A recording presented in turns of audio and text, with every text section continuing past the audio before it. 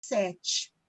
E nós vamos contar com 3 apresentações, a quais eu vou estar apresentando uma a uma, para que cada um possa ter os seus 30 minutos para estar apresentando, e depois nós vamos abrir meia hora de conversa com as pessoas presentes, tá bom? Então, nós vamos estar iniciando com o trabalho Dramaterapia, Comunidade, Teatro e Sociodrama no Chile. Temos o prazer, então, de termos aqui para apresentar o Pedro Torres Godoy, que é médico psiquiatra lá no Chile. Ele é psicodramatista e dramaterapeuta, diretor do ENDRAS Chile, uma instituição de lá, que depois ele pode falar um pouco mais. É presidente da Fundação Teatro e Saúde, docente do Departamento de Teatro da Universidade do Chile e psiquiatra do Hospital Clínico de Trauma Mutual de Seguridad de Santiago do Chile. Autor de 10 livros. Muito obrigada, Pedro, por estar aqui abrilhantando o nosso congresso. E eu vou passar, então, a palavra para você expor o seu trabalho, tá bom? Obrigada. Você tem 30 minutos. Ok.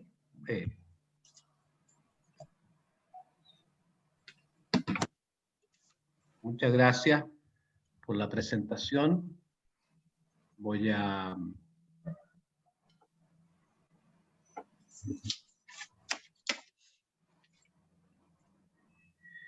Esta presentación tiene por objeto resumir, si es que voy a poder hacerlo en los 30 próximos minutos, creo que sí, Sí. un trabajo que hemos realizado durante 30 años en EDRAS Chile y el Departamento de Teatro de la Universidad de Chile. Voy a hablar en español, me van a disculpar, lo voy a hacer lento para que ustedes me puedan entender. Este libro acaba de ser publicado, Dramaterapia, Teatros que curan el alma. Está en Letra Viva, en Buenos Aires. Es un libro que tiene solo 126 páginas. Y en eso están resumidos estos 30 años de actividad de investigación en la articulación psicodrama y dramaterapia, que es lo que nos ha interesado realizar todo este tiempo. Esa es nuestra casa de estudios, en pleno centro de Santiago, el Departamento de Teatro de la Universidad de Chile, que nos ha acogido desde el año 1989, cuando con un grupo de psiquiatras y algunos pacientes del Manicomio Nacional nos trasladamos a este lugar a hacer distintos tipos de exploraciones teatrales con los pacientes. Transformamos nuestro box de atención en una sala de teatro. También es importante mencionar este acontecimiento. Eso que ustedes ven, ese grabado, es el asilo de Charenton, en donde supuestamente estuvo internado el Marqués de Sade. Lo estoy mostrando por la historia que viene a continuación, porque también ineludiblemente está relacionado con los orígenes de nuestro trabajo. El Marqués de Sade hacía obras de teatro en el asilo de Charenton, que eran finos y especiales trabajos de rehabilitación psicosocial para los pacientes internados y sus familias. Esta historia, que puede ser parte ficción, parte realidad, fue tomada por el dramaturgo alemán Peter Weiss y escribió la monumental obra Marat Sade. El año 1992 me tocó asesorar psiquiátricamente a un grupo de jóvenes actores en la caracterización de los personajes y de los locos de Charenton. todos estos jóvenes que eran egresos del 4º año de la carrera de teatro, de actuación teatral, teatro, fueron al hospital psiquiátrico y modelamos distintos tipos de pacientes psiquiátricos en esta obra, como le señalo, en donde se desarrolla un diálogo épico entre Marat y el Marqués de Sade. De manera que este trabajo teatral fue muy importante en los orígenes de nuestra investigación. Por cierto, también toda la influencia del gran teatro griego, en donde la audiencia iba en búsqueda de la catarsis y de la piedad de los dioses. También es ineludible mencionarlo por todo lo que implica en los orígenes del teatro, por cierto, y también de esta disciplina homóloga, hermana, diría yo, del psicodrama, que es la dramaterapia. Algunas definiciones generales. Nosotros pensamos que la dramaterapia es la rama terapéutica del teatro. El teatro en sí, como lo he señalado en diversas oportunidades, si bien es cierto, tiene un efecto de expresión emocional en el público observador, no necesariamente es terapéutico. Para que exista el efecto terapéutico se requiere un terapeuta, y específicamente un dramaterapeuta o un teatroterapeuta, si quieres señalarlo así. Esta persona es quien es el encargado de acoger las emociones que son elicitadas por los distintos actores y también por el público, y no solamente acoger lo que sucede con las emociones, sino que también ayudar a conducir un cambio psicológico. Para nosotros eso sería lo terapéutico. La dramaterapia, entonces, es el uso intencional y planeado de los aspectos curativos del drama en el proceso terapéutico. Es el uso intencional y sistemático del proceso drama-teatro para alcanzar el crecimiento y el cambio psicológico. Las herramientas derivan del teatro, mientras que las metas tienen sus raíces en la psicoterapia. Esos son nuestros primeros grupos de trabajo por allá por el año 1992. Como ven ustedes, personas jóvenes, psicólogos, actores, donde nos reuníamos alrededor de esta disciplina, en donde podíamos investigar y experimentar diversos tipos de ejercicios teatrales que íbamos conduciendo.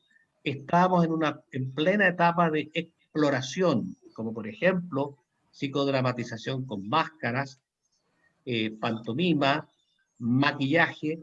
Todo lo que ustedes ven allí es lo que en el año 1992 y 1998 nosotros realizamos a modo exploratorio. Por el año 1995 nos encontramos recién con la palabra dramaterapia. Nosotros teníamos la formación de psicodramatistas y la habíamos obtenido de la maestra argentina Susana Resnick, que es discípula de Almiro Bustos.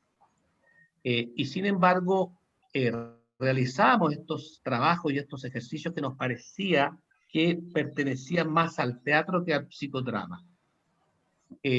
Cuando llega a nuestras manos el libro de René Munat, que se llama Dramaterapia, Acting for Real, nos dimos cuenta que lo que estábamos realizando varios años antes era muy importante y necesario homologarlo a lo que internacionalmente se estaba realizando. La dramaterapia es considerada para nosotros aún una disciplina en formación. Es una disciplina en permanente transformación y puede alcanzar las características de una transdisciplina porque reúne muchos elementos de muchas fuentes, tanto teóricas como prácticas y metodológicas, que la nutren. Las bases teóricas de la dramaterapia, como ustedes pueden ver, lo que está en color es lo más importante. Teatro, de todas maneras. Psicodrama, tanto como método, como técnicas, de todas maneras debería estar incluido el psicodrama. De hecho, los dramaterapeutas ingleses, que son los que por allá por los años 1960 acuñaron el término, decían que Moreno fue el primer gran dramaterapeuta del mundo. El psicodrama es más antiguo, la dramaterapia es posterior. Y de todas maneras aparecen ahí los rituales. Sin embargo, ustedes pueden ver líneas completas de distintas disciplinas, por ejemplo, el juego, lo escénico, los personajes, el humor, la creatividad, lo experiencial y la enacción, que sería una palabra, un neologismo que tiene que ver con el aprendizaje a través de la acción corporal y de la interacción humana. En términos generales, dramaterapia se puede entender como teatro, ritos y metáforas. Por cierto, surgen siempre las preguntas, siempre nos hacen estas preguntas, ¿cuáles son las diferencias? Y cuáles son las similitudes. En el libro que yo les menciono, hay un capítulo que habla de dramaterapia y psicodrama, convergencias y divergencias.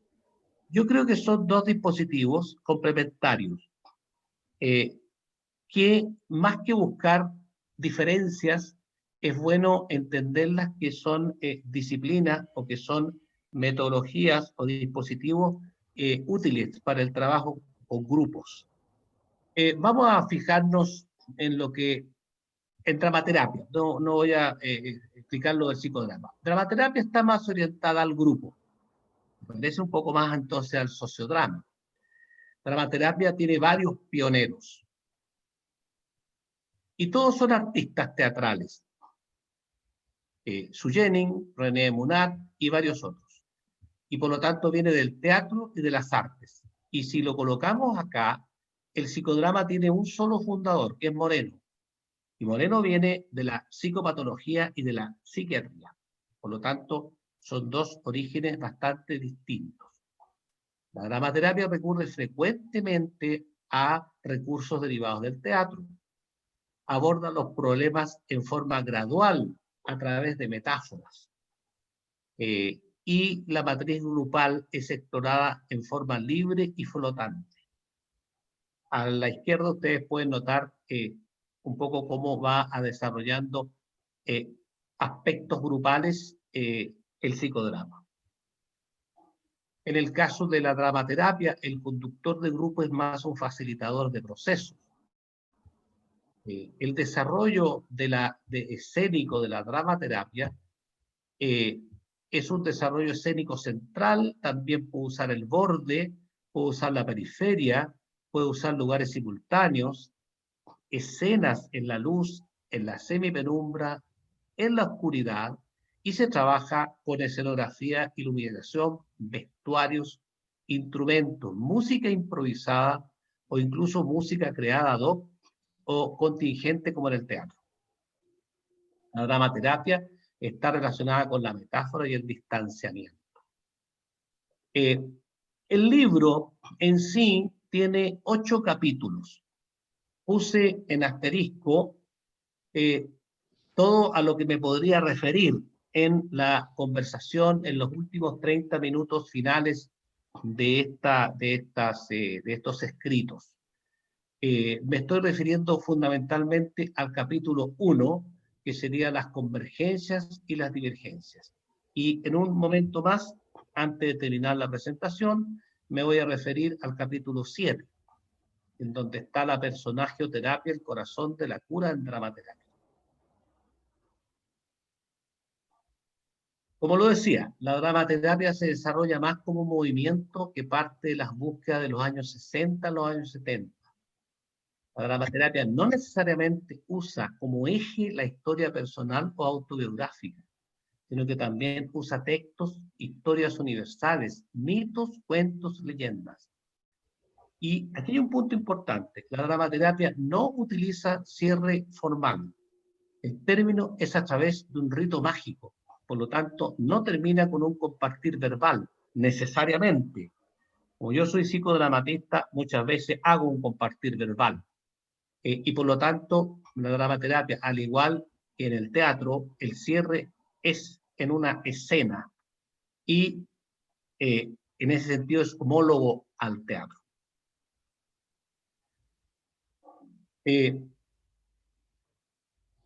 Voy a referirme al tema de la catarsis.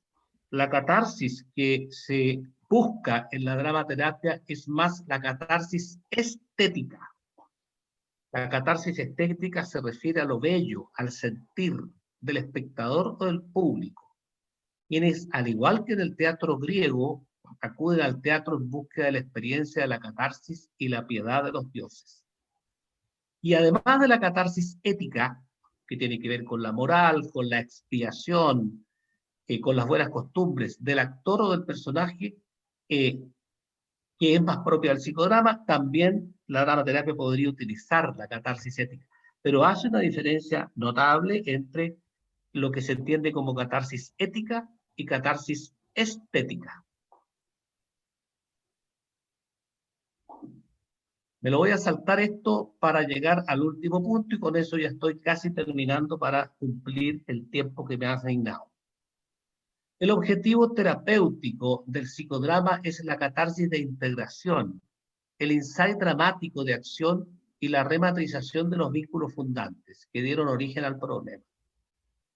El objetivo terapéutico de la dramaterapia es más amplio, como por ejemplo redescubrirse y reconocerse a través de la identificación con personajes y obras de la vida en general y de la literatura universal para desidentificarse, distanciarse y liberarse de los entrampes que vive en su realidad para así lograr un estar en el mundo más auténtico, saludable y creativo.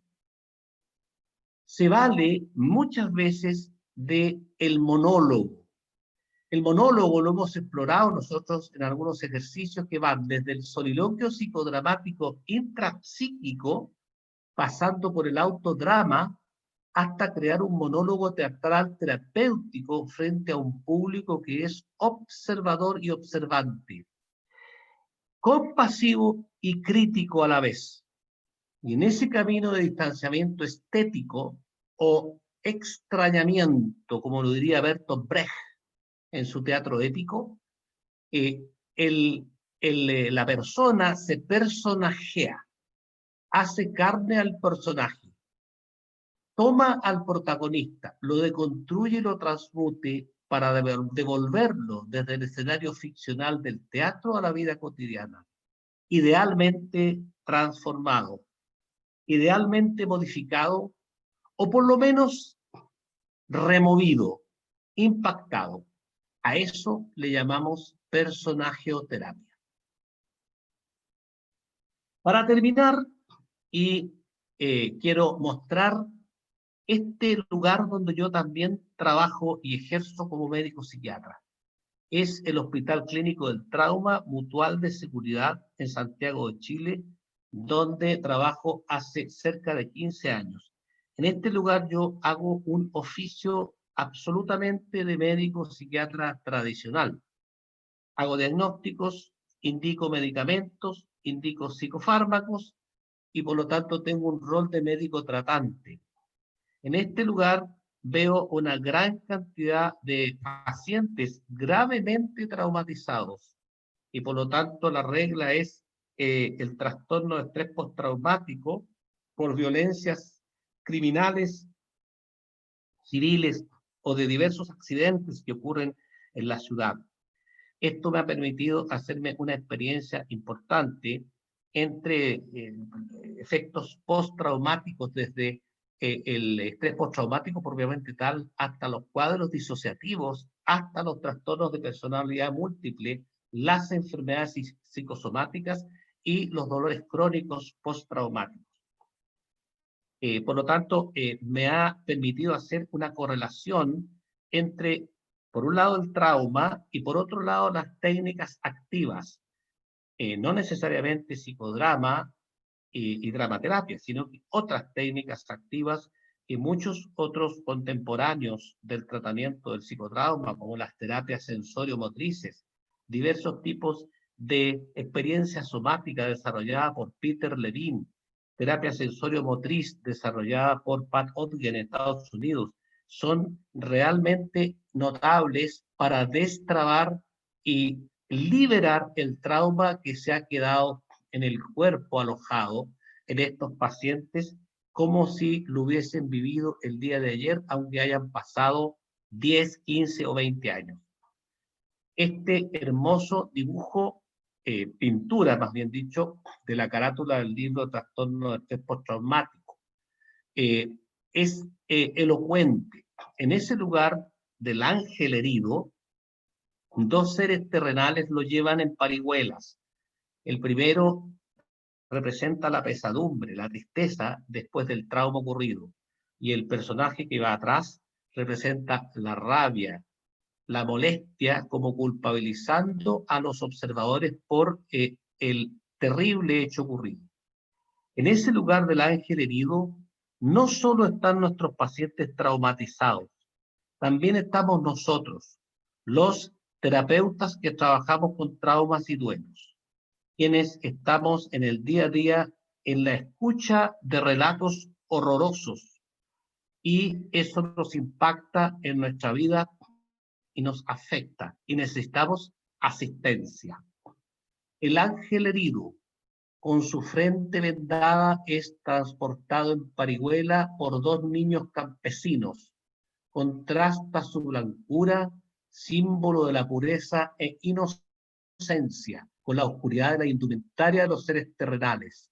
Una realidad que lo sobrepasa y lo quiebra, lo ha golpeado y se deja llevar apesadumbrado.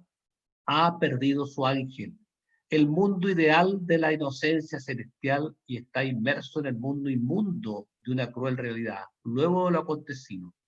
Quienes lo transportan se muestra resignado el primero y resentido molesto el segundo, como culpabilizando al observador por el trauma ocurrido. Ambos muestran la disposición humana innata de asistir al caído. No importa lo precario de sus medios, como vemos en el trauma, existe un antes y un después. Agrego, como vemos en la pandemia, existe un antes y un después, pudiendo al mismo tiempo despertar lo peor y lo mejor del ser humano, desde la crueldad más abyecta a la abnegación más sublime. Ahí están la página web donde pueden ustedes revisar o seguir algunos de mis libros. Algunos están en versión Kindle en Amazon y otros están publicados en esta editorial de Buenos Aires, Letra Viva. Muchas gracias por vuestra atención. He cumplido con el tiempo exactamente.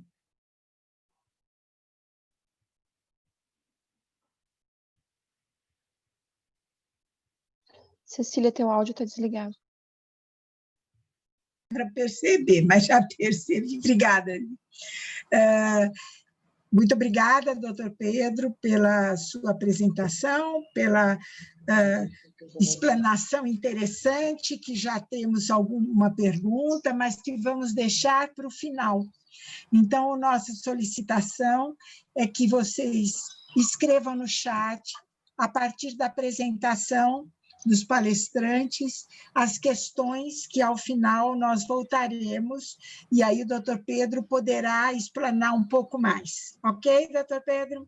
Agradecemos e vamos, então, passar para a segunda apresentação desses escritos, que será Bonecos de Pano Ancestrais, rompendo o pacto do silêncio no Genotadrama, ok? Elisete Leite Garcia, que é comunicadora social, é psicóloga, é psicodramatista, didata supervisora, terapeuta de casal e família e idealizadora do método que nós já conhecemos de longa data, né, Elisete, que vem apresentando Tatadrama. Ela é formada pela BPS e o Instituto J.L. Moreno Dalmiro Bustos, de Buenos Aires, conselheira da BPS e suplente na PTF, Associação Paulista de Terapia Familiar. Queremos agradecer também a sua presença, Elisete, e vamos deixar os seus 30 minutos agora disponíveis, e a mesma coisa, o público, por favor, escreva no chat as perguntas que tiverem interesse. Tá, Elisete? Vou conversar então.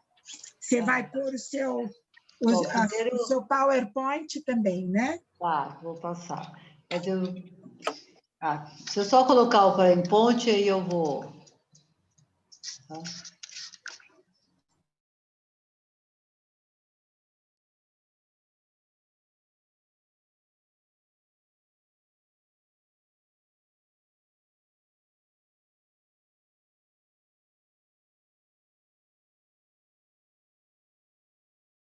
Da minha experiência, então, eu já tenho algumas outras experiências para contar, mas eu vou fazer o recorte do meu genograma, porque é da onde nasceu esse desdobramento. Eu não estou vendo ninguém, cadê? Tá, eu estou falando com a tela, então vou imaginar que vocês estão aí. Eu não sei por que você, não estou vendo ninguém nem no cantinho. Bom, bonecos de pano ancestrais, rompendo o pacto de silêncio no Genotatadrama, né?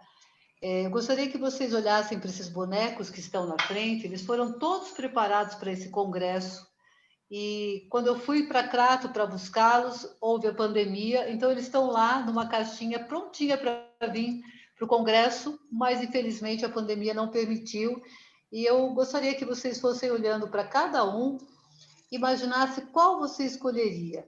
Mas pense em um ancestral, alguém da sua história, do seu espaço transgeracional, que é guardiã de sabedoria. E quando você sentir que você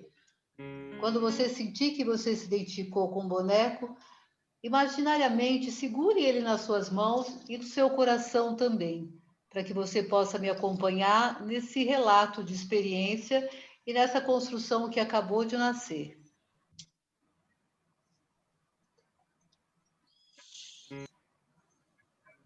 Vá sentindo que ele é feito com sobras de retalho, enchido de algodão e muita imaginação.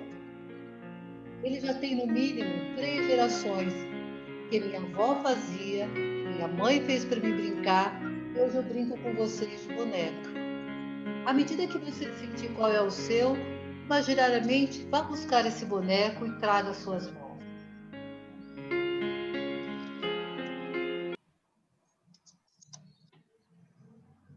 Tem mais alguns.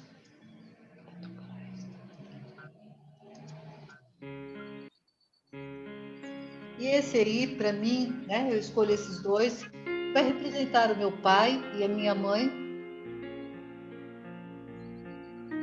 e vão me guiar nesse trabalho. Esse relato de experiência, esse escrito psicodramático, é um relato apresentado que foi uma experiência vivenciada na pesquisa da construção e apresentação do meu genograma, que, articulado com o método Tatadrama, que utiliza os bonecos de pano ancestrais, possibilitou essa intersecção e o nascimento do Genotatadrama. Acho que eu não podia pôr tela cheia, eu não estou vendo ninguém, eu prefiro. Só um minutinho técnico aqui, gente, só um minutinho. Não, parece do mesmo jeito. Tá, eu perdi vocês de vista.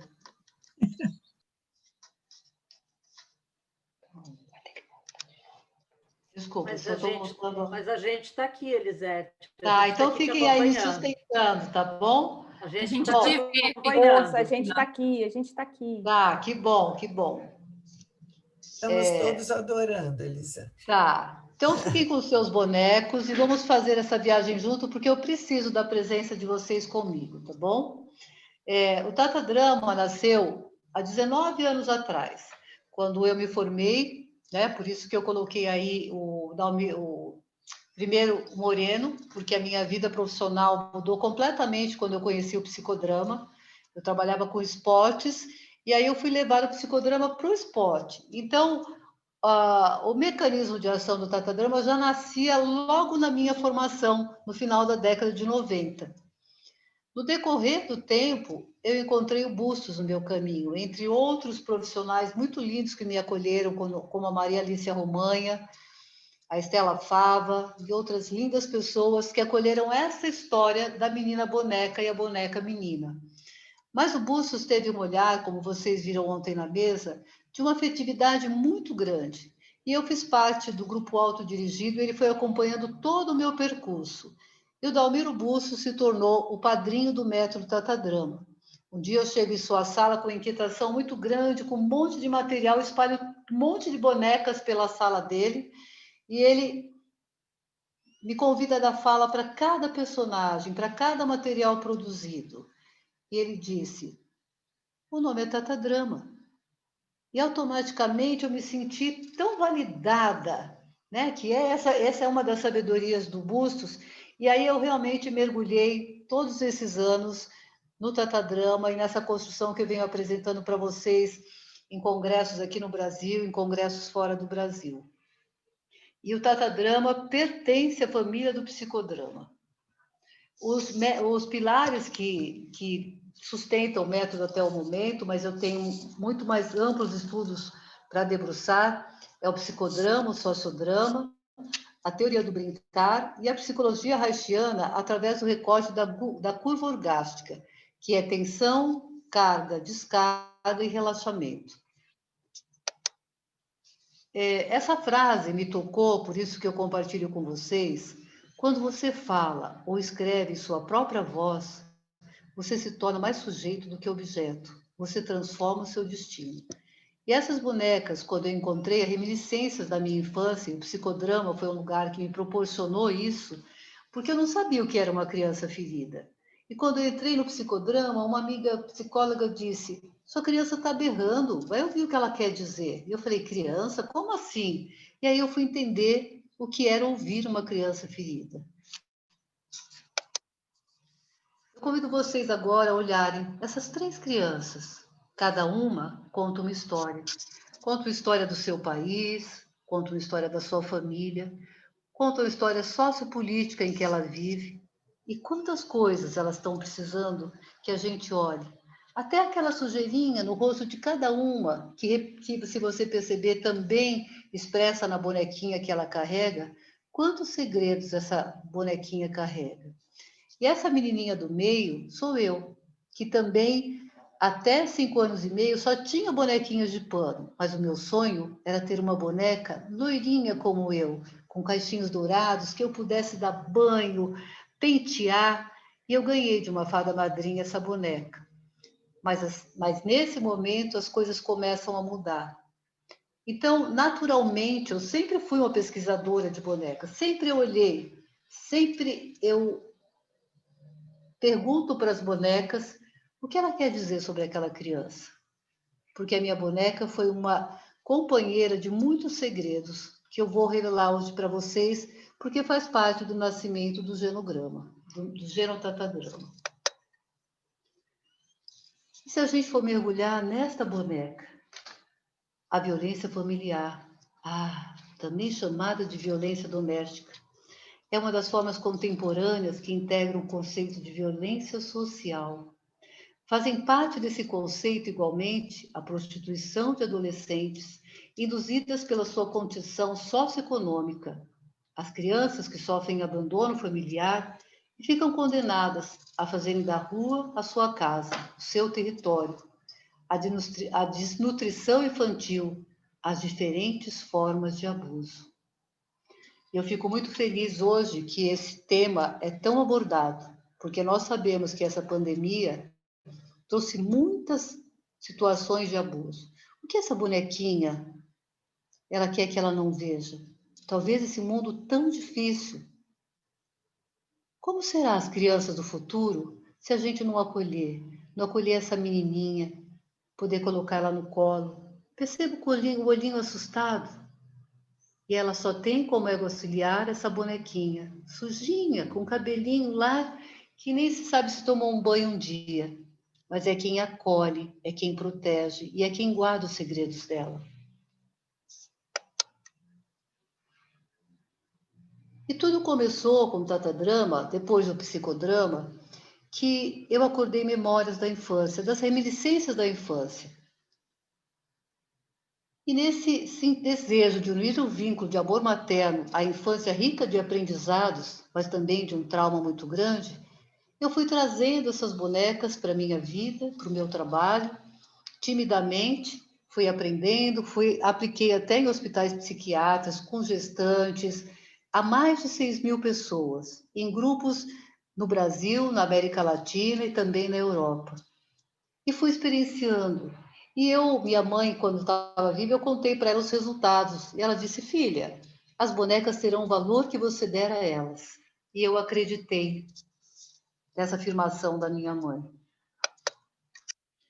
Eu vou fazer rapidinho um recorte do tatadrama, um recorte do genograma, para a gente ir para o genotatadrama.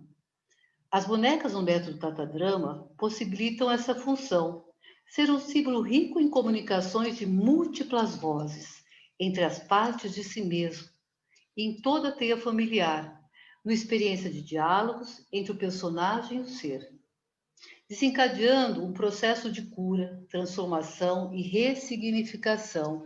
Isso eu posso trazer com muita validação, porque 6.000 pessoas tiveram voz através da boneca de pano.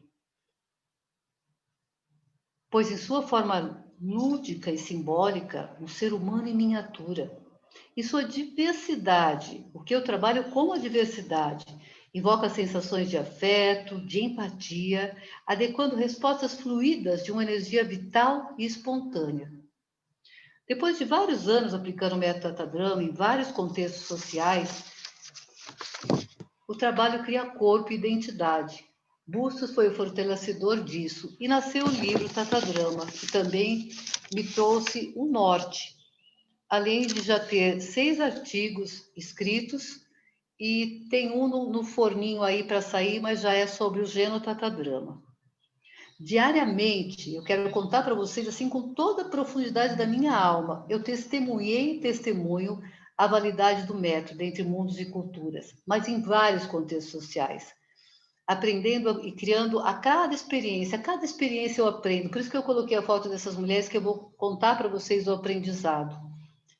Inclusive as tatadramatistas, que hoje tem no Brasil, no México, na América Latina, e tem uma na Europa. Elas também estão fazendo coisas lindas, do bipessoal, com grupos diversos. Jamais me canso de ver inúmeras possibilidades para intervenção grupal e individual. A minha especialidade é mais grupal, eu amo estar com um grupo, e esse trabalho dá para fazer com pequenos, médios e grandes grupos.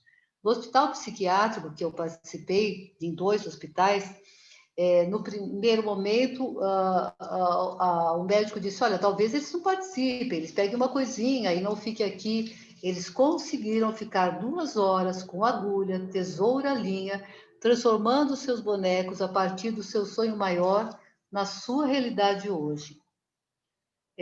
Moreno nos ensinou fazendo psicodrama. Essa é a sua poética da ação. Isso sempre me estimulou. E eu segui em frente, pois eu aprendo da intuição à lógica. Eu primeiro vou vivendo, fazendo, e depois eu vou buscando nome para aquilo que eu estou desenvolvendo. E eu segui o seu legado. Construí o alicerce do meu caminho profissional a partir das bases do psicodrama, onde a realidade suplementar e a arte do cuidar sempre caminharam comigo, nessas novas narrativas, que nascia a cada grupo que eu aplicava. A boneca ancestral tem sua função criar um espaço de reflexão e, de forma lúdica, ela estimula o indivíduo a entrar em contato com suas emoções. Veja a cara dessas mulheres, veja o rostinho de cada uma, possibilitando que cada uma descubra ou redescubra quais são os seus reais valores e, o mais importante, desvinculados de modismo ou padrões estéticos e sociais atuais. Esse instrumento tão simbólico, ser humano em miniatura, possibilita outras vozes e outros lugares, ao restabelecimento do contato com as conexões curativas da psique e a ampliação do autoconhecimento. Nas oficinas de 3 horas, ou 8 horas, ou até 40 horas, a oficina de 40 horas ela é transformadora. consolida o que eu estou dizendo para vocês, porque o resgate da autoestima, da dignidade e do pensamento autônomo foi provado em todos esses grupos. Porque desperta a espontaneidade, a energia criativa, do ponto de vista emocional e do desempenho de papéis. O método Tatadrama se adapta facilmente às mais diversas problemáticas. Ele é um mediador vincular na arte do cuidar e desenvolver o potencial criativo. Como eu disse para vocês, ao longo desses 18 anos, né, esse ano em setembro fez 19 anos que eu brinco de bonecas e me debruço nessa história, mas com muito amor, com muito amor. O Tatadrama é tecido artesanalmente. Já foi apresentado em universidades, em instituições diversas e até extramuros, em tribos indígenas. Essa comunidade que vocês estão vendo aí foi um curso que eu dei no México o ano passado, e a Coco, que é essa morena que está próximo das bonecas, o sonho dela era fazer um tatadrama no Haiti com embaraçadas, com gestantes. Mas elas não tinham a diversidade de bonecas. Como a gente poderia fazer isso? Elas eram bordadeiras, né? Todas artesãs. As bonequeiras de Crato, singelamente, fizeram um vídeo, o molde, e nós mandamos isso para essa comunidade. E a Coco foi apresentando para elas essa diversidade de cabelinho, de roupa, e veja que elas colocaram a identidade delas, mas fizeram uma diversidade. Esse trabalho, para mim, assim, me honra profundamente, porque eu trabalhei com essas mulheres, eu tive a honra de estar com elas.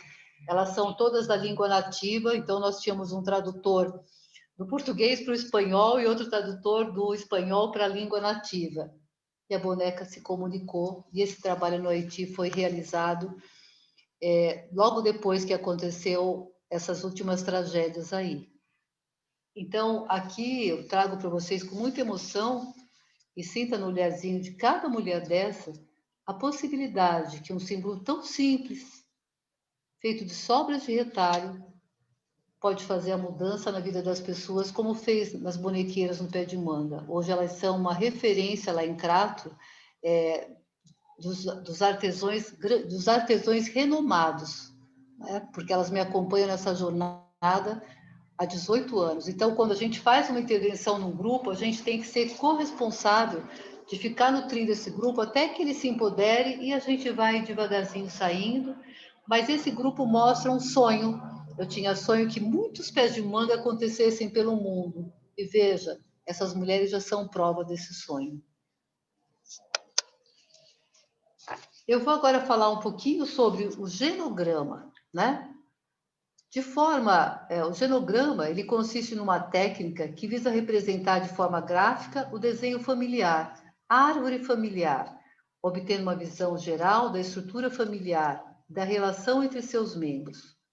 Possibilita uma pesquisa que atinge no mínimo 3 gerações. Na minha pesquisa, eu consegui atingir 4 gerações. Ela amplia estratégias que visam encontrar e alcançar os fios que engendram o tecido de transmissão familiar. É uma técnica que visa representar de forma gráfica o desenho familiar ou a árvore familiar. Um instrumento que podemos obter uma visão geral da estrutura familiar. As interações existentes entre os membros, os laços afetivos, positivos e negativos, bem como os padrões de comportamento que se repetem de gerações para gerações. Quando eu fui descobrir isso, eu mergulhei mais ainda dentro da minha história. Ou seja, o fluxograma para identificar o processo biológico, social, emocionais, culturais, entre outros fatores que compõem essa geração. Então, o que o genograma propicia para a gente? Ele cria um espaço para o não dito, segredos escondidos que nos impedem de chegar ao perdão, à aceitação e à gratidão.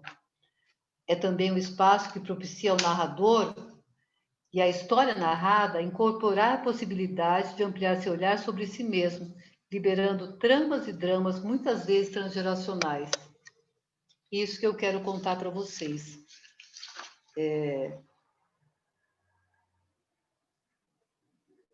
Quantas vezes a gente guarda segredos e que passam de gerações para gerações, e se a gente realmente não souber, não tiver consciência da importância de desfazer esses laços, a gente vai continuar transmitindo isso para gerações futuras.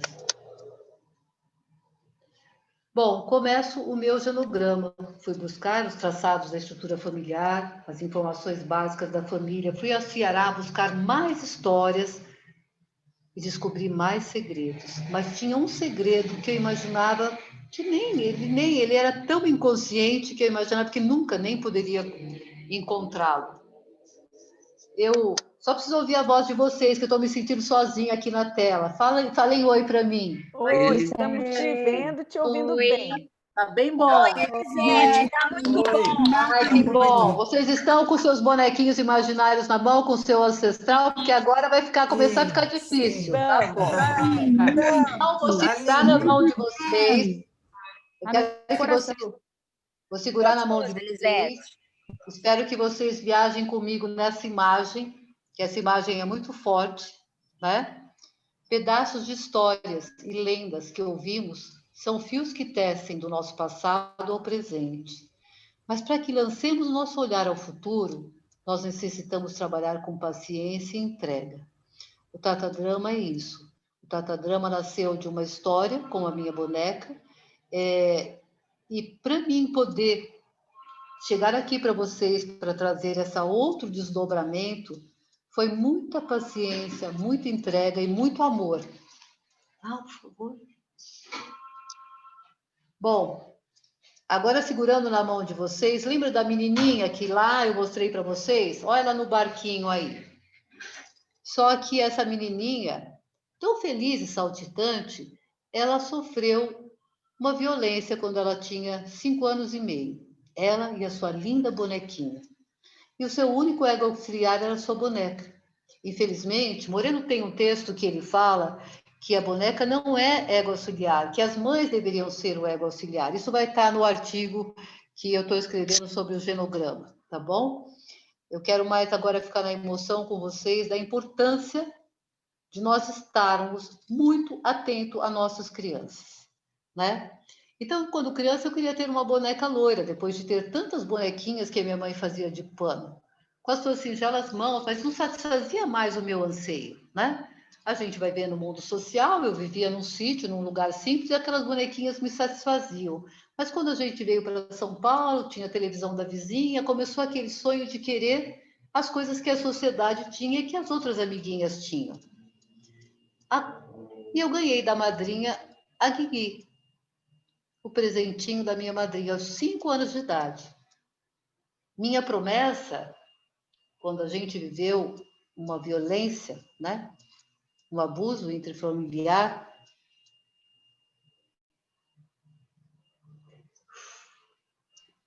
Estamos aqui, Eli. Quero ouvir a voz de vocês. Tá tudo bem, Elisete, tá ótimo. Vai no seu ritmo. Tá bom. Estamos todos juntos. Vai lá, Elisete, tá legal. Estamos do seu lado aí. Elisete, eu Então, Ó.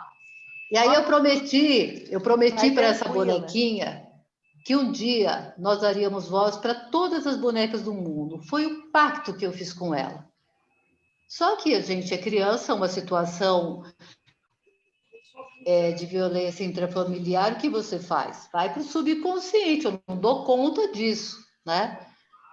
E o psicodrama foi algo que me trouxe a possibilidade de devagar, com muito respeito, em várias cenas temidas que eu fui visitar esse lugar. Ao mesmo tempo que eu me visitava, eu conseguia visitar e convidar outras mulheres a visitar as suas histórias. E aquela história triste, viajando desse barquinho, virou muitas mulheres, né, que puderam também revelar seu segredo. Mas tinha uma coisa que era a lealdade invisível ao meu pai. Era muito grande. Eu jamais contaria isso para ele, jamais, porque nessa lealdade eu nunca magoaria esse homem que eu amava tanto. E foi para o subconsciente, completamente esqueci. E na medida que eu fui fazendo o genograma, eu tive que buscar essas histórias, né? Deixa eu só ver o próximo slide, porque eu tô... O que vai ser? Tá. eu fico aqui. E aí eu fui buscar a minha história. Estava fazendo minha formação de terapeuta de família e casal, e o genograma fazia parte da formação dos sistemas humanos. Fui ao Ceará buscar mais informações, e de repente aparece uma foto que eu consigo antiga, que ninguém tinha, nunca tinha conseguido, aparece uma foto do meu avô.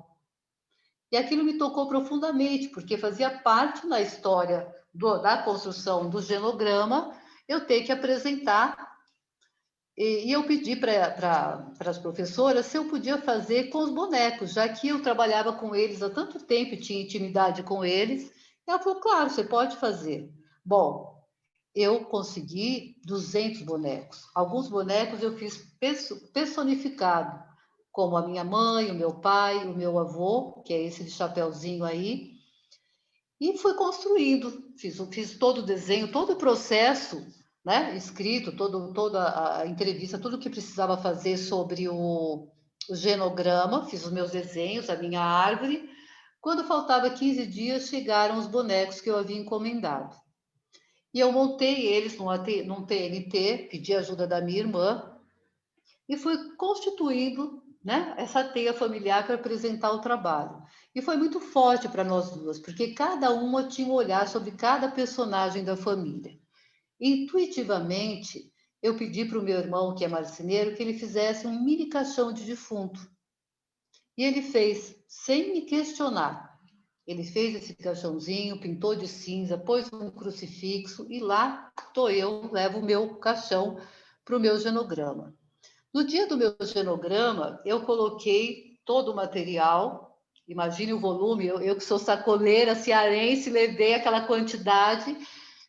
As bonecas que sobraram, eu coloquei no fundo, porque lá no Nordeste nós tínhamos os índios cariris, depois vieram os negros para trabalhar nas fazendas, e os portugueses e os holandeses invadiram a cidade de Crato porque lá era uma região muito fértil, né?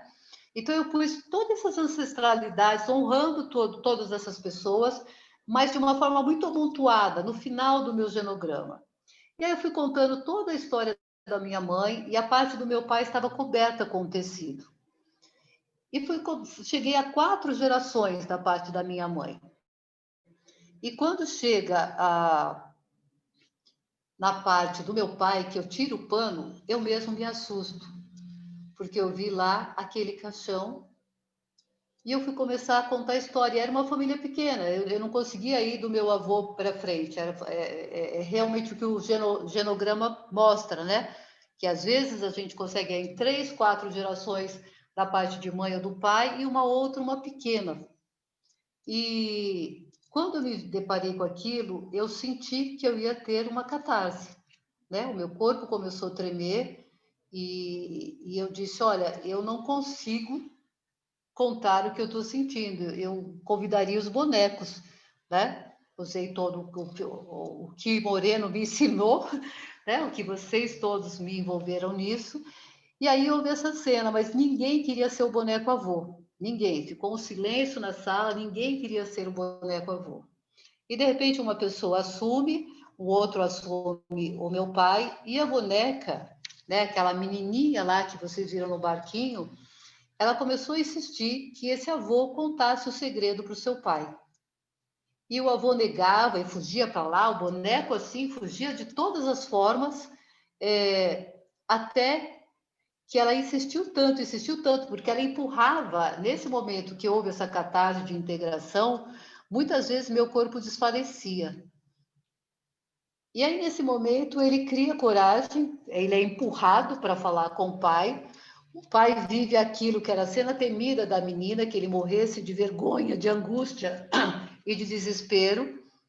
O pai passa muito mal e ela fica angustiada porque ela cuidou desse pai o tempo todo, né, para ele não viver isso, essa decepção.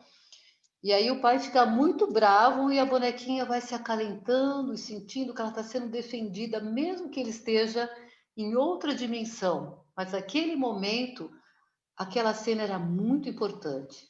Era uma cena velha, de 55 anos atrás. quando o pai pede para que o avô venha pedir perdão para a neta. E o pai e o avô vem pedir perdão e o pai também vem pedir perdão. Esse momento, eu posso dizer para vocês, cadê vocês, que eu preciso ver vocês? Onde estão? Aqui, pertinho de Aqui, você. aqui. Eu estou do seu lado esquerdo.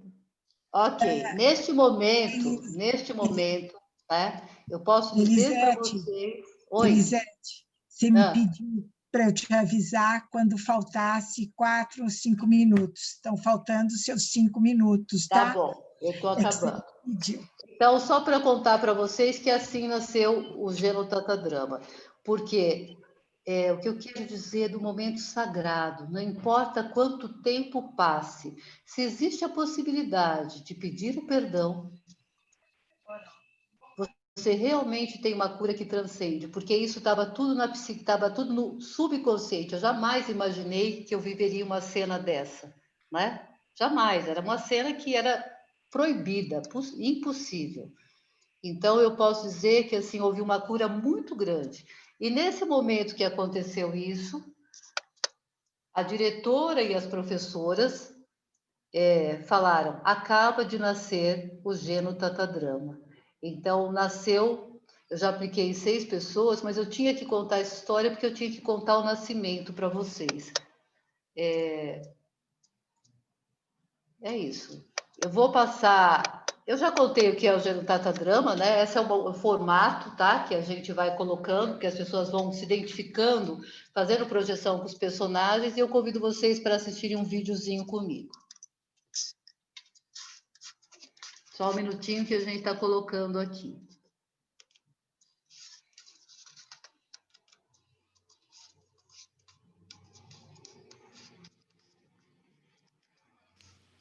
Existe um portal no seu coração, transmite amor e compreensão. Existe um lugar no teu coração, conserva a pureza e a visão. Mais clara porque consegue enxergar a essência do ser, consiste em amar. O amor é a luz que brota de Deus, do teu coração, do meu e do seu.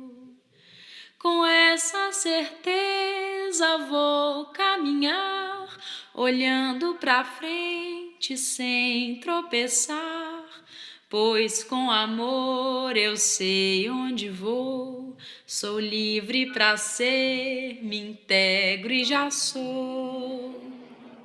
Nós somos amor que brota do chão, na terra, no centro do coração, da grande esfera celestial, para toda a escala universal.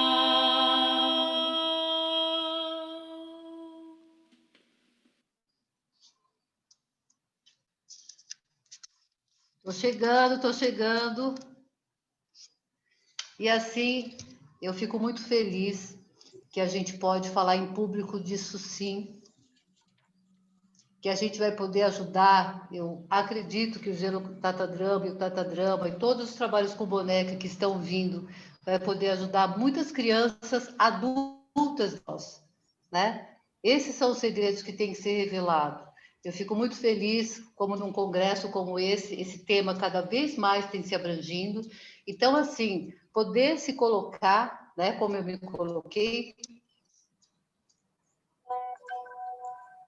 é porque esta é a parte que eu posso fazer pelo planeta, né? Para que a gente possa se unir na nossa classe, porque com certeza quantas crianças abusadas estão no hospital psiquiátrico, quantas crianças abusadas interiormente estão na Cracolândia. Eu trabalhei 4 anos lá, você vê aquelas crianças, e as histórias são as mais absurdas possíveis. Então, para mim não foi fácil, né, poder trazer a minha própria história, mas foi dela que nasceu o Tatadrama, desde que ele existe, desde que os bonecos existem na minha vida. Então, minha gratidão pela presença de vocês. Muito Agradecemos, obrigada. querida, tanta generosidade. Muito obrigada, Elisete, por tudo que você trouxe, por essa apresentação tão emocionante, tão poética, e depois, com certeza, teremos um espaço para compartilhar mais sobre não só a sua história, mas sobre a metodologia que você nos traz, que eu acho que também é muito bonita, tá? Vamos passar agora para ouvir a terceira apresentação, tá? Da Amanda Castro e da Alessandra, sobrenome deixa eu buscar, porque Alessandra Sombrio Cardoso. A Alessandra não pôde estar aqui, então está só a Amanda. As duas são doutorandas da Universidade de Santa Catarina, Universidade Federal do Sul Catarinense, né? Extremo Sul Catarinense, e elas são professoras universitárias, eu estou enxugando porque tem um currículo bastante extenso, tá? Mas então eu estou dando uma enxugada, que elas estão concentradas os seus estudos na área de psicologia social e cultural. A linha de pesquisa são representações práticas sociais, e são psicodramatistas formadas pela escola Viver Psicologia, Psicodrama, e tudo isso fez essas duas colegas nossas trazerem para cá o tema a fotografia como objeto intermediário, o álbum da matriz. Então, eu vou pedir para a Amanda dar início aos seus 30 minutos, para depois a gente ter 30 minutos de conversa com o público, tá bom? Com a plateia. Ok, Amanda? Ok. Eu agradeço a apresentação prévia. A Alexandra conseguiu dar uma passadinha aqui para ver o trabalho, para dar um apoio moral. E esse é um trabalho que ele teve assim como finalidade o meu processo de encerramento, né, do nível 3 na escola Viver Mais Psicologia. A Alexandra foi minha orientadora nesse trabalho. Sou muito grata à escola, inclusive, por estar aqui nesse momento. Eu sou uma psicodramatista recente, né? Sou um peixe novo aqui no aquário.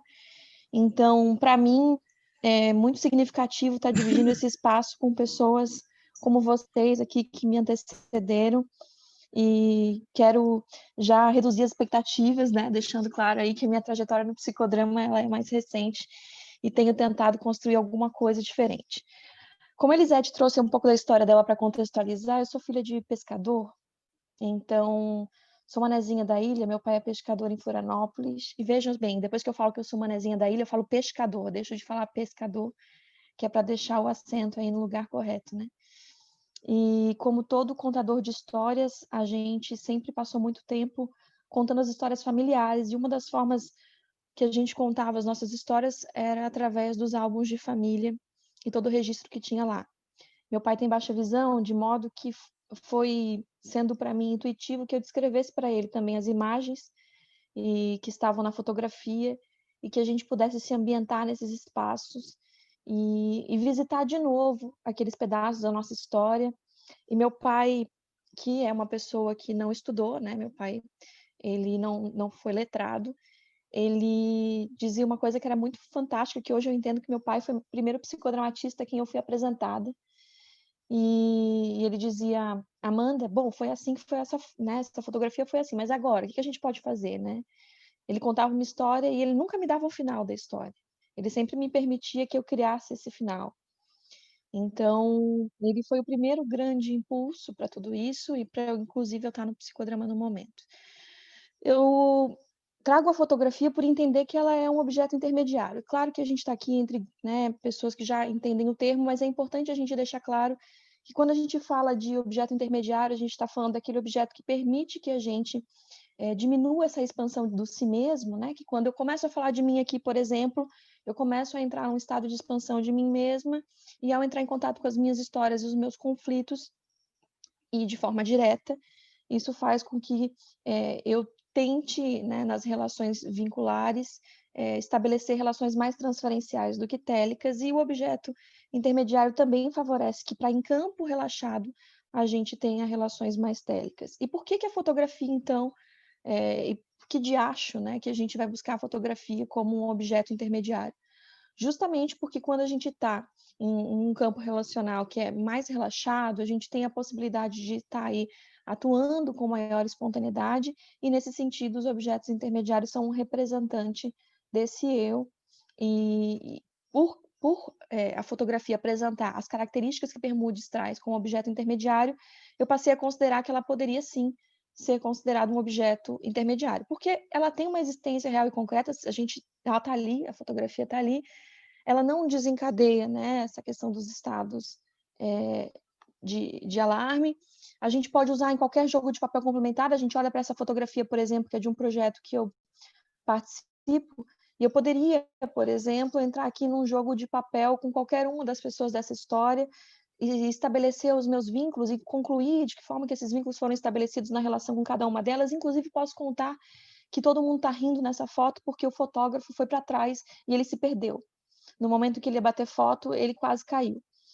E então essa foto ela relata uma história do ponto de vista de quem aparece na foto, do ponto de vista do contexto da foto, dos papéis que estão sendo desempenhados, e por isso permite o jogo dos papéis complementares. E permite a comunicação pelo intermédio dela, como eu já mencionei. Claro que vai ter a ver com a necessidade do indivíduo. Por exemplo, eu também apliquei a fotografia com pessoas com deficiência visual.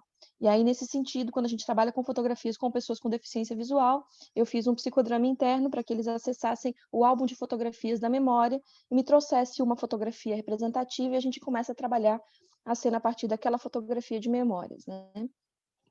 Então, o indivíduo precisa identificá-lo consigo mesmo, ele tem que sentir aquilo como um prolongamento de si mesmo e tem que ter esse reconhecimento imediato. Se não tiver sentido, se não tiver esse reconhecimento imediato, se a fotografia ela é dada por um desejo do diretor e que não represente aí no sentido o desejo das pessoas que estão em relação com o grupo, ela não faz sentido algum para o grupo.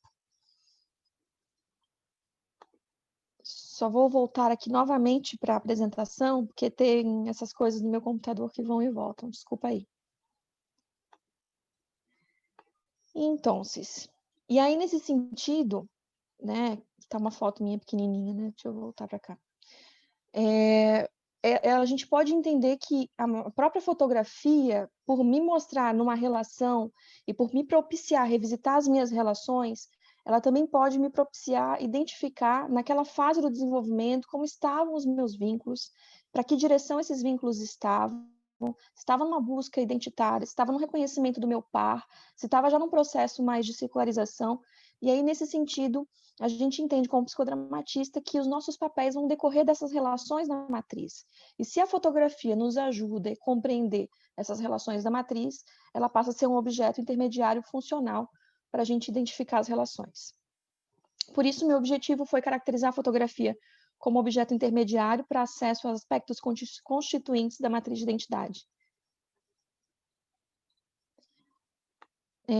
Então, foi uma pesquisa qualitativa com relato de experiência, e aí, conforme a gente entende essa questão da pesquisa ativa, justamente porque se deu de forma dialógica, os atores sociais envolvidos, né, entendendo aí uma linguagem da psicologia social, mas as pessoas envolvidas, elas tinham aí como objetivo nos ajudar na solução de conflitos, e isso não se dava de uma pessoa para todas as outras, mas num processo co-construído.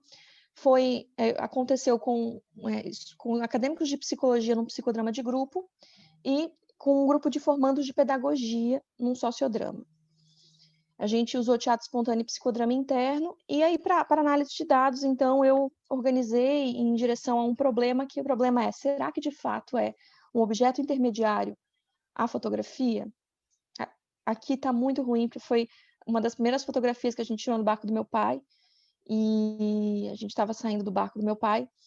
Aqui tem minhas irmãs, minha mãe e meu pai em pé, e eu estou segurando um remo, quase não aparecendo ali, mas sempre foi, a visita do álbum da minha família sempre foi um momento que antecede aos natais, né? Então a gente sentava antes de começar as festividades familiares para dar uma olhada nos álbuns e se rever. Hoje em dia tem sempre alguém que faz aquela famosa apresentação familiar com as fotografias de todo mundo, né? Que é mais funcional. mas era uma forma de a gente também entender como a nossa relação foi se construindo ao longo do tempo. Em relação ao sociodrama, então, foi um pedido da universidade, eu trabalhei com estudantes do último ano de pedagogia, então eu tinha algumas fotografias que foram tiradas desses estudantes ao longo do curso, que me foi fornecido de forma prévia. Eu coloquei essas fotografias no chão, e esses grupos, então, essas pessoas poderiam se agrupar de acordo com a fotografia, né, que iam se identificando e tal. E aí a gente tínhamos fotografias relacionadas ao primeiro, ao segundo e ao quarto ano. Então, inicialmente, a gente pediu para que essas pessoas agrupadas nessas fotografias dessem voz à imagem, né, justamente porque se a gente está entendendo a fotografia como um símbolo que, através, claro, da realidade suplementar, traz tanto o contexto social para o contexto dramático, mistura esses contextos e faz com que a gente se veja obrigado a visualizar as nossas relações, até por espelhamento, eu diria que ela também propicia esse espelho. A gente entende que a gente tem a possibilidade maior de ver as nossas relações e esses locais imaginários que a gente constrói nossas relações em um nível de visualização. Como é que aconteceu essa voz, né? De que forma que essa voz foi dada? Então, primeiro veio aí uma questão do primeiro ano, e essa fotografia do primeiro ano eram os alunos enfileirados em carteiras. Algumas fotografias eu não pude trazer porque um dos participantes faleceu, e antes, inclusive, da vivência, e eu tive que trabalhar esse aspecto, e aí a gente não tinha a autorização dos familiares.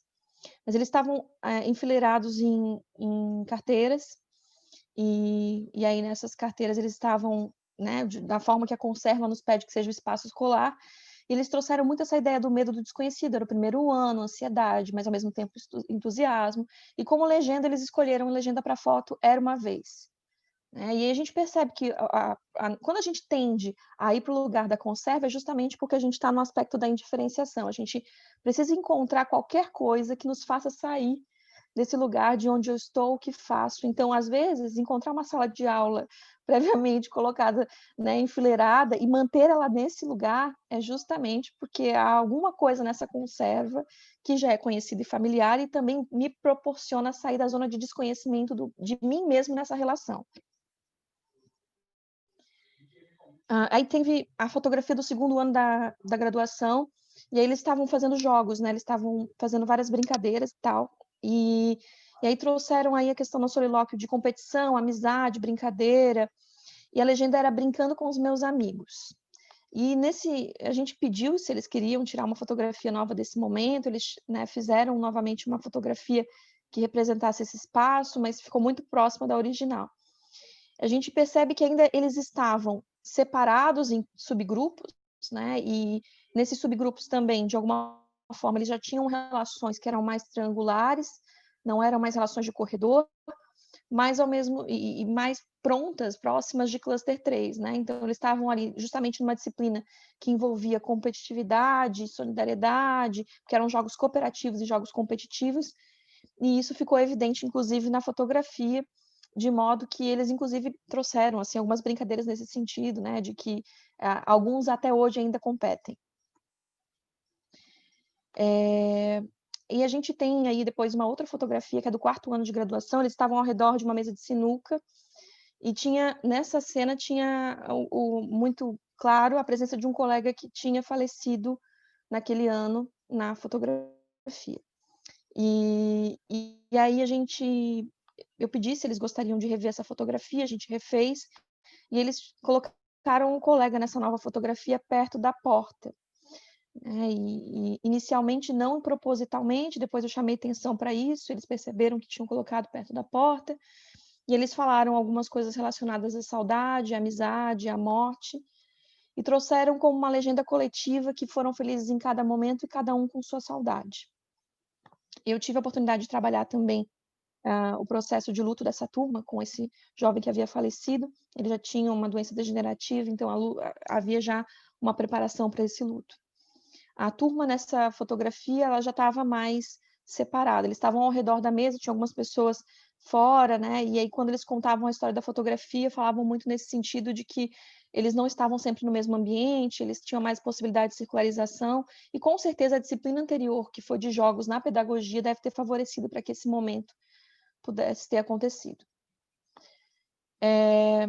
E aí, a gente também projetou, eu tive auxílio de uma colega, num data show as fotografias que foram tiradas durante a sessão, e a gente perguntou como é que estavam aí, eles estariam depois de 2 anos de formatura.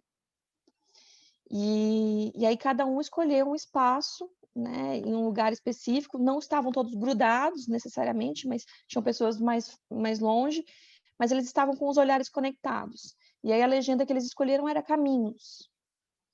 Então, eles entendem e traziam muito essa ideia de que cada um vai seguir o seu caminho, mas houve aí um momento de encontro, que é muito essa ideia da reintegração cósmica, né? Que a gente, através de algo que a gente não tinha lá na indiferenciação, que é a consciência desse momento presente e a memória das relações, nos possibilita chegar nesse lugar do encontro, e aí a gente percebe que eles estão mais próximos do encontro e que a fotografia também pode ajudar nesse processo, através da conscientização e memória que ela propicia, favorecendo que a gente não só visualize, mas revisite as nossas relações, ampliando a nossa tela.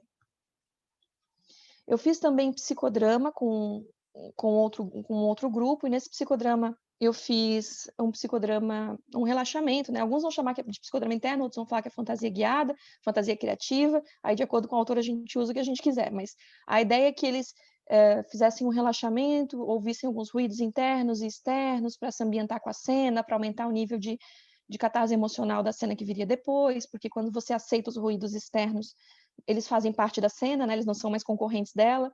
E aí depois eu fiz todo o processo para chegar até a casa. Na casa eles encontravam um álbum de fotografias, e ao encontrar o álbum de fotografias, eles revisitavam e escolhiam uma fotografia de volta à sala.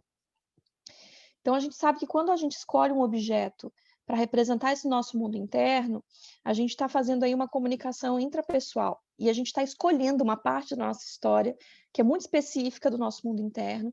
Então a fotografia também, mesmo dessa forma, através de fantasia guiada ou psicodrama interno, nos possibilita fazer um recorte do mundo interno a partir do conflito que a gente deseja ter o espelhamento.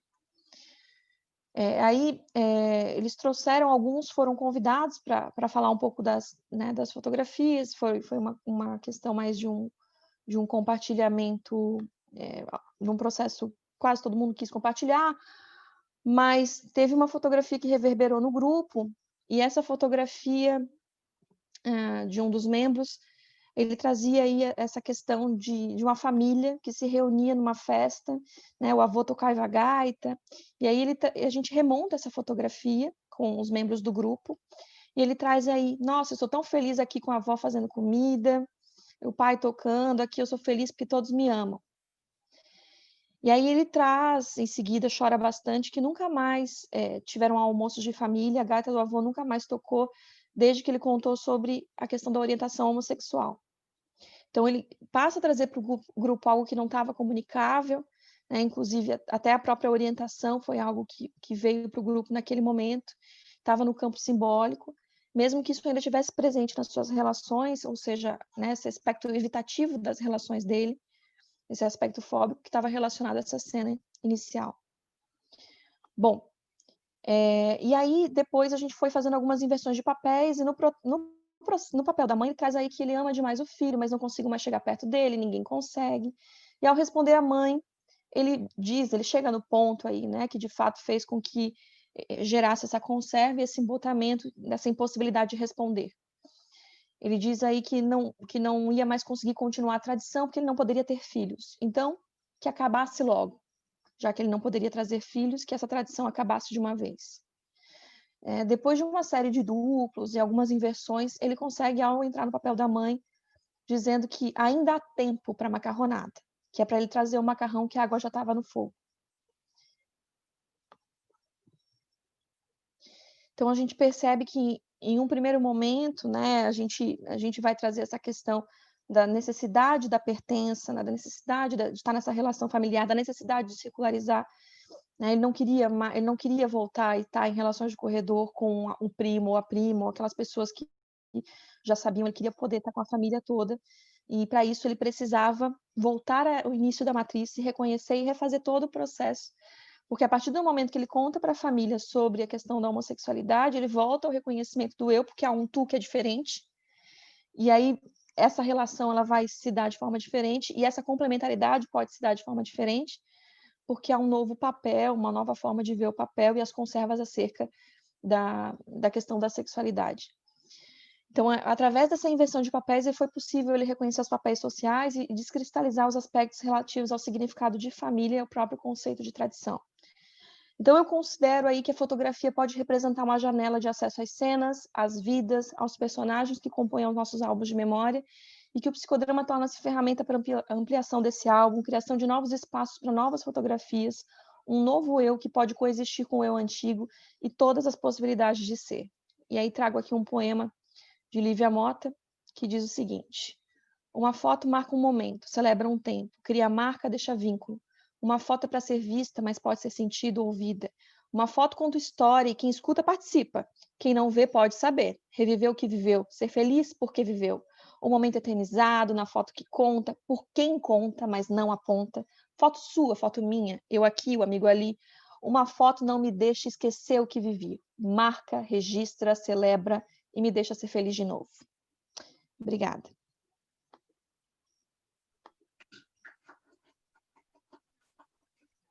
Muito obrigada, Amanda, uma excelente apresentação.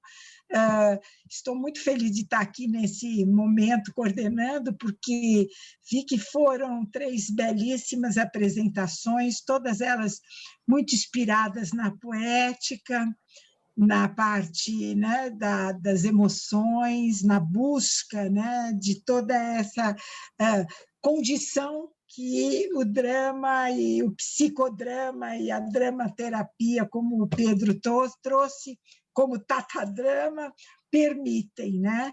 Então, agora nós vamos dar um espaço. Primeiro, eu queria perguntar se vocês, entre vocês, Elisete, Amanda e Pedro, gostariam de perguntar algo, de comentar algo sobre o trabalho do colega que apresentou. E, em seguida, então, eu abro para as... Então, tem que abrir o microfone, Elisete. Eu queria falar, obrigada, Amanda. Tá, eu abri.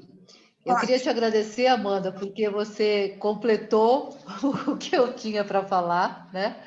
Acho que o Pedro traz uma parte super importante, você fecha. Eu acho que essa mesa foi rica, que houve uma costura, né? Porque tinha muita coisa para falar do objeto intermediário, mas assim, se eu ficasse no objeto, eu não iria mostrar para vocês como nasceu o Genotatadrama. Obrigada. Vocês querem falar mais alguma coisa entre vocês? Passamos, porque acho que devem ter perguntas. Foram trabalhos que, com certeza, nos estimulam a muitas questões, né? Eu vou primeiro perguntar o que apareceu aqui já no chat, e depois a gente pode também abrir para ver se alguém quer fazer a pergunta, ok? Então, a primeira pergunta que eu tenho é da Marisa Becil, e a pergunta é para o doutor Pedro. Pedro, na dramaterapia, há os 5 instrumentos do psicodrama? Diretor, protagonista, plateia, cenário e ego auxiliar?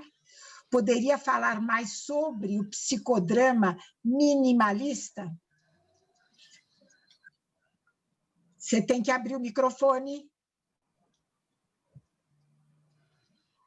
Ahí sí. Sí. Ok, efectivamente, el dispositivo de la dramaterapia tiene tres espacios y 3 momentos. El primer momento es la realidad cotidiana. Y se pasa por una transición que se llama en dramaterapia apresto, que es como homólogo al caldeamiento psicodramático, para entrar en la realidad teatral. En la realidad teatral se trabaja con obras de teatro, Se trabaja con textos teatrales, con personajes de teatro, no necesariamente relacionados directamente con el protagonista, aunque sí lo están de muchas maneras. En la realidad teatral se puede y se utilizan técnicas de psicodrama, las técnicas clásicas del psicodrama. Se puede incluso hacer psicodrama con los personajes. Se hace un psicodrama de personajes que no es directamente un psicodrama del protagonista, es algo más bien colateral. Y se utiliza entonces como técnicas y también se utiliza como metodología y se utiliza la misma metodología psicodramática. Ahora, la segunda pregunta, el psicodrama minimalista. No es un nuevo psicodrama, es el mismo psicodrama que todos conocemos. Tal vez un poco de comentarle, este psicodrama minimalista no es una palabra que yo inventé o creé. El primero que habló de psicodrama minimalista es José Fonseca, vuestro colega, maestro brasilero. José Fonseca desarrolla un psicodrama que le llama la psicoterapia de la relación, en donde hay dos personas, el terapeuta y el paciente, y sin hacer un cambio de roles físicos, hacen un cambio de roles a nivel mental, y en donde el terapeuta va transitando a través de diversos tipos de doblajes por distintas personas importantes para la vida del protagonista. Ese es el punto de partida. O sea, es un psicodrama totalmente despojado muchas veces hasta de un grupo, donde se requiere la presencia de un terapeuta y de un paciente. Cuando empezamos a estudiar la obra de José Fonseca acá en Chile, de hecho él estuvo acá el año pasado invitado por nuestra escuela a desarrollar psicodrama minimalista y psicoterapia de la relación, también nos encontramos que habían otros autores. Por ejemplo, Giovanni Boria de Italia desarrolla psicodrama a dúo. Carlos Raimundo desarrolla el juego de la vida. Bueno, y hay autores que han hecho una especie de psicodrama en miniatura, minimalista, para adaptarse a realidades, que es lo que nos pasó a nosotros acá en Chile, en donde a veces no hay espacios, no hay tiempos, no hay contexto para hacer psicodrama y a veces no hay grupo. Entonces, imagínate un psicodrama donde no hay espacio, porque nos han llamado a hacer una capacitación de un grupo de trabajadores de la salud, donde la sala es pequeñísima. Ahí hay que hacer un caldeamiento minimalista con movimientos lentos, por ejemplo. Entonces, la búsqueda de realizar psicodrama en los más diversos contextos es que nos ha permitido como despojar el psicodrama y dejarlo como el arte minimalista, lo esencial del psicodrama desde la teoría moreniana y de las técnicas parcas, pulcras y precisas. A eso le llamamos nosotros psicodrama minimalista. Doutor Pedro, o doutor Fonseca hoje chama de psicoterapia da relação, né? Essa parte que você está se referindo. Então, gente, tem uma outra pergunta, está indo por ordem de apresentação, então, por isso as perguntas primeiro estão para o doutor Pedro, tá? Pedro, a outra pergunta é o que faz você dividir a catarse de estética, ética e integração, se na catarse de integração já se pressupõe tudo isso? Sí, efectivamente, con fines didácticos uno puede hacer las diferencias entre la catarsis ética y la catarsis estética. Ahora bien, la catarsis estética es la que implica un distanciamiento del protagonista de la situación dramática que está viviendo. Ese distanciamiento lo realiza a través de un personaje. Se involucra con un personaje que a veces no necesariamente tiene que ver con su vida en forma directa y puede incluso llegar a una sensación de extrañamiento y de reconstrucción, donde se va deconstruyendo y se va como dispersando prácticamente su sentir, su voz, al punto de que posteriormente a ese distanciamiento pueda volver a su ser en forma renovada y en forma transformada.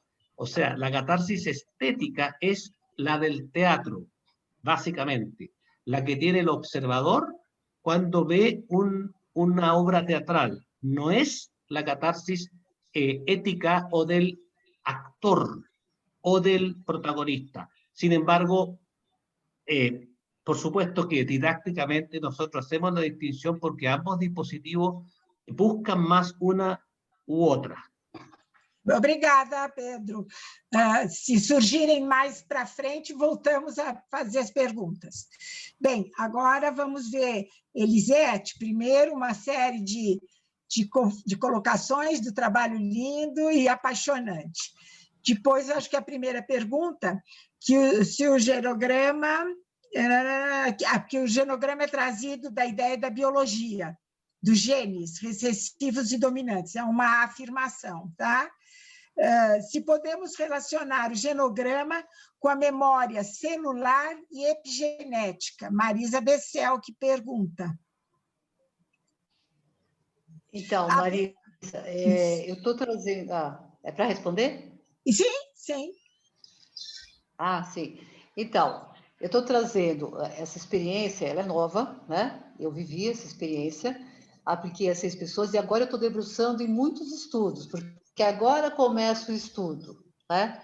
Então, nesse momento, eu não saberia te responder isso teoricamente, tá? Mas isso está dentro das pesquisas que eu vou estar fazendo no futuro, tá bom? É que eu trouxe para vocês, assim, esse momento do nascimento, nasceu junto com vocês, então...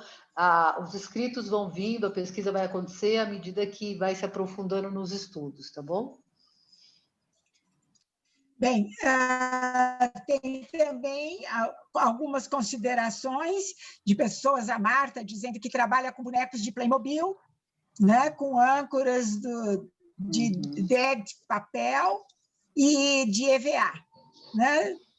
Não sei se ela quer, mas me parece que ela está colocando que é um outro tipo de bonecos, né? Os bonecos industrializados, Playmobil Sim. E tudo mais.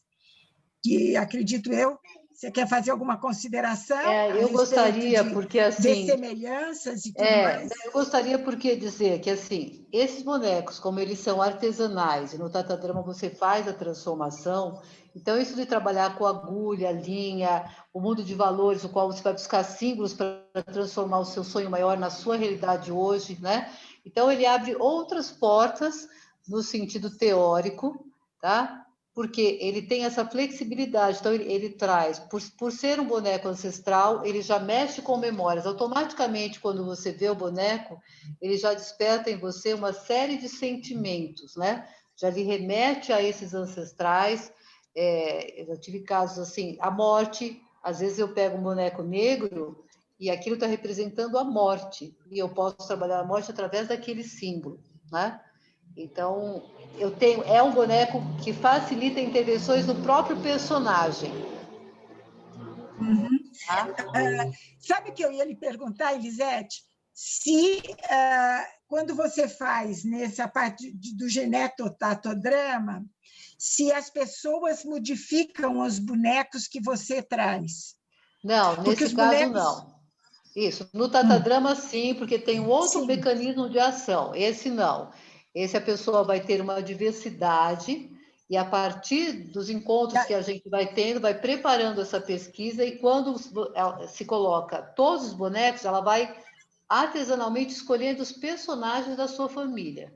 Então, na verdade, você, terapeuta, teria que ter um arsenal de bonequinhos, uma grande quantidade dessas bonecas ou bonecos, com várias representações. Ok, era uma pergunta que eu fiquei na dúvida. Tá? Bem, tem mais alguma pergunta aqui para você? Quando nasceu o genetotatadrama? Perguntado pela Marta Miranda. Tá, então, foi em 2017 que foi a minha titulação de terapeuta de família e casal. Eu apresentei a monografia e aí eu fiquei guardando esse momento para apresentar no congresso, né, para nosso movimento psicodramático. Eu sinto que é uma oportunidade, assim, todas as ferramentas do psicodrama podem ser usadas em cena, né? Numa das aplicações, uma pessoa pôde conversar com um avô que se suicidou, né? Então a gente pode trabalhar esse transgeracional, né? Então você pode dar fala para todos os personagens que você, na sua relação, tem algo, ou dúvidas, ou segredos de família, então você pode criar cena e usar todos os instrumentos do psicodrama. Ok, obrigada. Bem, Amanda, um monte também de pessoas dando parabéns, dizendo que seu trabalho está muito interessante, muito bonito, inspirador. Parabéns e parabéns. Como para os três, para você também veio vários elogios. Inclusive, agradecendo você ser professora aqui né, pergunta para Amanda. A pergunta da Alcione para você, Amanda. Você já trabalhou com fotografias nessa atual forma remota de atendimento? Já. Até quando eu li a pergunta da Alcione, eu lembrei do caso de uma paciente que ela não tinha fotografia, ela perdeu tudo na enchente. Então, teve uma enchente, ela perdeu todos os registros de memória. E a gente teve que reconstruir os registros, assim. Então, a gente foi refazendo as cenas, dando print nas telas. Ela foi tendo os registros de todas as cenas que ela havia perdido. E aí a gente foi reconstruindo, assim, desde a infância até o que ela se lembrava de fotografia mais representativa. E foi bem bacana, assim, a gente foi refazendo todo esse processo de história. Ainda não tive a oportunidade de aplicar com um grupo. Com o grupo acho que deve ser massa também, mas eu não vejo diferença, porque eu acho que eu posso fazer o compartilhamento de tela e autorizando que cada um faça o seu compartilhamento de tela, a gente pode ter as imagens e assim também trabalhar com subgrupos ou grandes grupos, assim. Ótimo. Amanda, eu estava pensando também, quando você estava falando um pouco, a ligação de fotografia com as esculturas, né? Eu trabalho criando esculturas com os corpos, com as pessoas, né? Eu trabalho muito com família, então eu trabalho com elas montando e tiro a foto. Ou trabalho a forma invertida. Eles me trazem a foto que mais marca aquele momento da família e eu tiro, e aí a gente faz com a escultura, né? Com os corpos deles. É um trabalho que eu acho extremamente rico, porque a gente hoje usa o celular, né? Tira foto, eles veem, discutem, conversam sobre a imagem. Eu apresentei num congresso no Chile e foi muito bacana também, porque a gente fez lá também uma série de esculturas ligadas depois à foto e vice-versa, né? Você tem trabalhado também dessa forma? Ou você pensa em trabalhar assim também? Já trabalhei dessa forma, inclusive... uma das ideias da fotografia foi porque numa sessão que a Xanda foi minha diretora e eu era protagonista, até hoje eu não consigo lembrar da minha foto original. Eu só lembro da foto que eu montei na sessão. Eu só lembro daquela foto. Eu não lembro mais da foto original. Então, né, e aí essa experiência que também se impregnou em mim me fez perceber justamente isso também, o uso do processo de escultura, né, na montagem da imagem, refazer a imagem, bem bacana. Se casam bem, né? Faz um casamento bom. Sim. Tem uma pergunta aqui da Leonídia, que é: Amanda, muito lindo seu trabalho. Quanto à fotografia como objeto, e é longa, eu vou ler tudo. Quanto à fotografia como objeto intermediário, não encontro correspondência em Bermudes. Dentro dos conceitos desenvolvidos por ele, se aproxima mais do que ele chama de objetivantes terapêuticos. E, nesse sentido, as fotografias entram nas técnicas de expressão criativa. E você viu alguma coisa semelhante, estudou, comparou esses termos?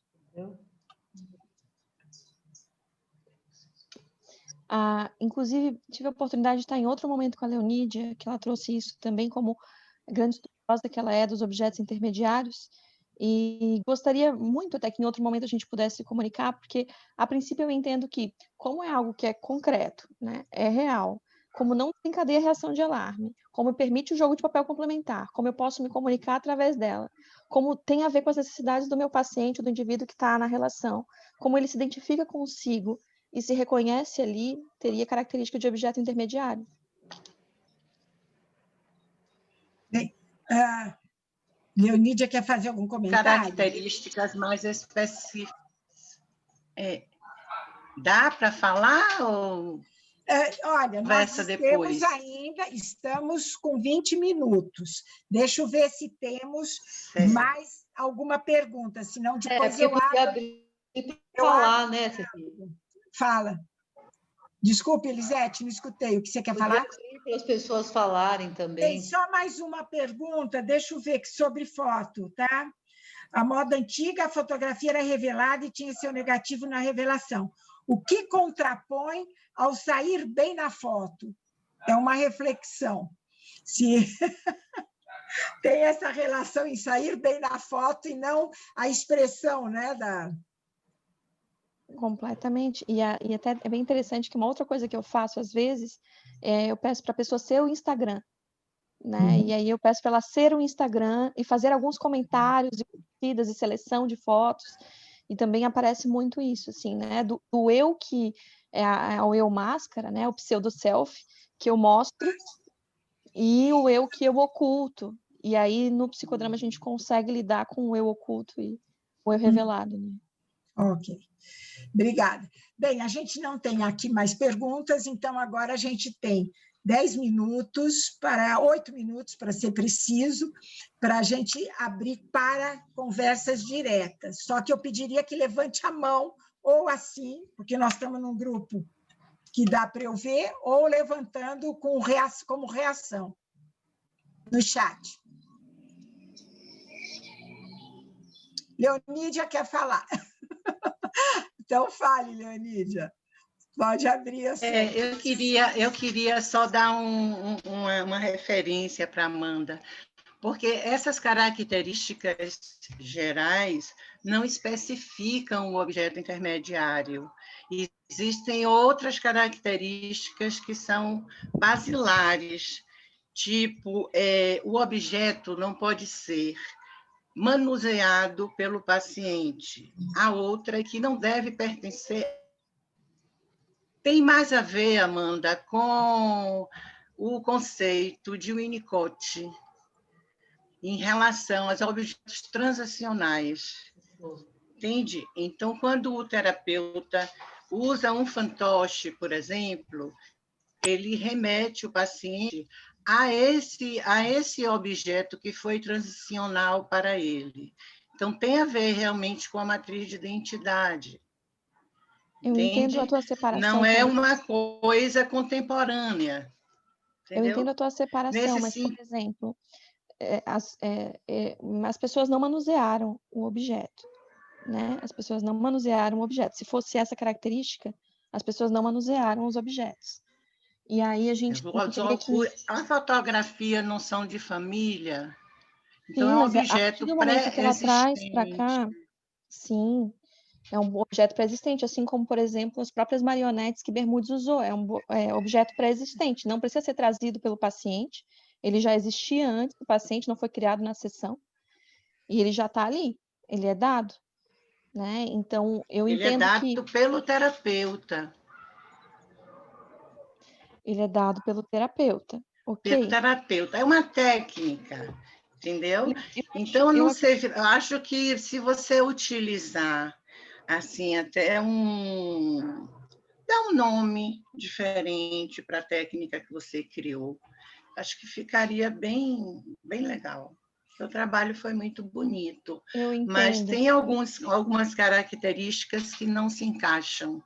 Uma delas, por exemplo, é a incomunicabilidade do paciente. Então, ele diz assim, se o paciente pode se comunicar, não precisa usar objeto intermediário. Entende? Não há necessidade de objeto intermediário. Porque essa situação de alarme é uma situação que é neurológica. Eu entendi. Então, ela bloqueia a fala do paciente, o paciente fica incomunicável, ele fica encapsulado. Isso, e tu lembras Então, quando quando eu ele falei do caso do utiliza... segundo rapaz? Que, inclusive, uma das informações que não vinham dizia respeito ao seu processo, da sua orientação, e que só surge a partir do momento que ele tem contato com isso, com o objeto. É algo que estava no campo do incomunicável. É inócuo também. Vamos fazer o seguinte, eu acho que foi uma posição... Para discutir não dá, eu só queria dar um toque, se você puder, se você acho quiser, interessante, consultar a literatura. Eu consultei. Deixa eu te dizer uma coisa, Amanda. A Leonídia foi aluna direta do Bermudes, então ela está passando as experiências que ela recebeu do mestre dela, Bermudes.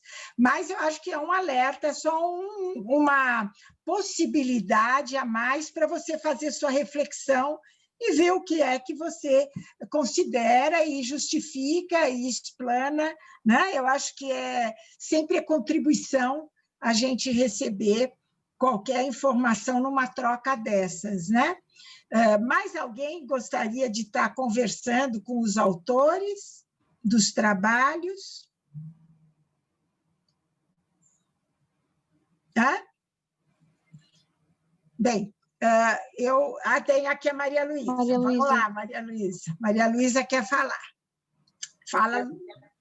Quero começar, primeiro parabenizando, né, os autores pelos trabalhos. Gostei muito da apresentação do Pedro. Infelizmente, a parte que eu vi, eu tive dificuldade para entrar na sala, então até pedi ajuda para a coordenação, mas a parte que vi achei muito interessante e vou procurar depois rever, até para poder juntar o começo da sua fala, né, porque faz um link com todo o trabalho do Fonseca, que eu admiro muito e gostei, você deixou algumas coisas para eu pensar. A Elisete me emocionou muito, né? Elisete é minha irmã do grupo autodirigido, e eu me lembrei perfeitamente de 28 de agosto de 2006, quando a Elisete chegou. A irmãzinha que chegou no grupo, né, e que logo em seguida trouxe o seu tatagama, que estava começando a desabrochar, começando a ser criado, na verdade, né?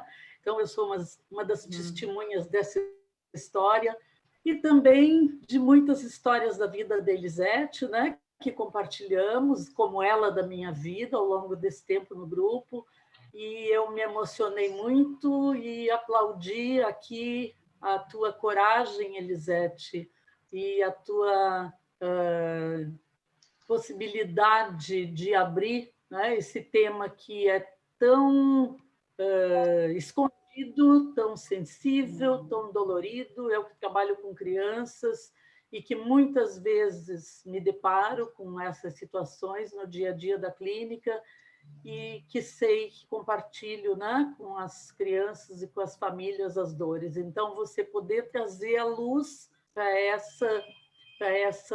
a possibilidade de que se abra, de que se possa falar, de que a verdade venha à tona, que é legítimo, que é a recuperação da saúde e que é a nossa tarefa de tocar de verdade a alma das pessoas. Né? Então, sim, eu estava aqui junto, era uma das que dizia: estou aqui, Elisete, torcendo por você. Eu tive um terapeuta, você só leva o outro aonde você foi. E aquilo me tocou profundamente, né? E assim, muitas mulheres que trouxeram violência, abuso, foi assim, de uma compreensão, a forma que eu pude atender, porque eu visitei os meus porões, né? Então, se você não visita, você leva ele até um lugar, você não pode ir além com ele. Então, quando você pode adentrar também nas suas luzes e sombras, e ir revelando isso e trazendo isso para a luz, você vai estar muito mais inteiro com o seu paciente. Você tem uma outra escuta, né? Obrigada, Maria Luísa. Obrigada a você. Amanda, eu gostaria só também de falar um pouquinho para a Amanda, né? Pois não. Eu já... Está aberto o meu microfone. Também, Amanda, gostei muito de ver a tua proposta com fotografia, né? Eu também uso bastante a fotografia, né? No dia a dia com as crianças e com os adolescentes, e fazendo um pouco a história de vida, e acho que é um recurso super, super valioso.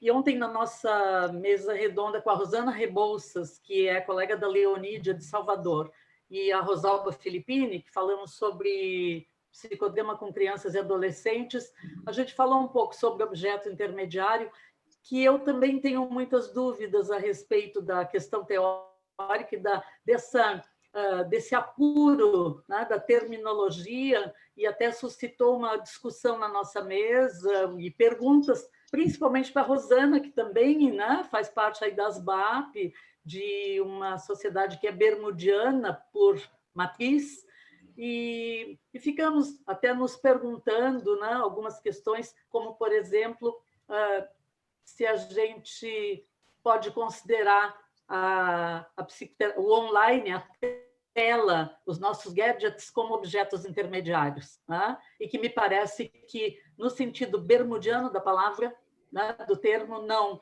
Né? E até fiquei aqui pensando se não está na hora dos pós-bermudianos começarem, né, a produzir, né, os desdobramentos da teoria aí para acrescentar. Fica aí uma sugestão e uma dúvida. E as minhas dúvidas também compartilhadas. Mas parabéns a todos pelos ricos trabalhos. Nós temos aqui o José Lucas pedindo para tirar um print. Eu não sei nem como você quer fazer isso, tá? Dos 3 apresentadores. Não pode tirar da tela toda o que você quer, Zé Lucas? Eu não entendi. Vai ser um recurso simbólico ou vai ser um objeto intermediário? Não sei, não sei. Estamos aqui, tanto faz A ou B. Mas vai ser objeto de propaganda, com certeza. Boa, Alcione, boa. Olha, a Alcione brincou daí, mas ela escreveu, tá? Adoraria que você colocasse as fotos como recurso simbólico, síntese das questões protagônicas e das contradições a cada momento e instante. Obrigada. Lucas, ele está aqui, José Lucas? Estou aqui, sim. Como é que se faz isso que você quer fazer? De repente, o pessoal desliga a câmera e aí fica só a câmera do Pedro, a sua, a Cecília da Amanda e a da... Calma que eu perdi, está mudando muito. Elisete. Aí eu tiro um print bem bonito. Entendi. É que é para ele divulgar não sei aonde, é isso, Zé? Ficar bem na foto. A gente tem que ficar bem na foto. Fica bem na foto, sorrindo. O José Lucas é o fotógrafo, é o printeiro do congresso. Adele, fecha o seu você vídeo. consegue fechar o seu vídeo? Negativo dessa foto. Obrigado. Então, todo eu nem mundo... sabia que existia isso. Diga um X, então, sorrisão bonito. Sorri, Amanda. Pessoal, peraí, deixa eu só ver se ficou boa a foto, tá? Deixa eu colar aqui. É para todo mundo fechar. Dani, fecha. Dani Lu, fecha o vídeo. Aí, ó, pode dar um sorrisão. Pronto, muito obrigado, pessoal. Muito obrado. Depois vai estar lá no Facebook para vocês. Agora de todos, José. Todo mundo aparecer no retrato. Eu também acho. Quem estava presente tem que aparecer. Tem que aparecer no retrato. E você, Vivi, que está sendo... Agora tudo bem. Esqueci de mim. Ah, tô aqui. Ó, então digam Facebook. Facebook. Aí, pronto. Obrigado, gente. Olha que tem outra página, hein, Lucas? São duas páginas. Consegui pegar todos. Uhum.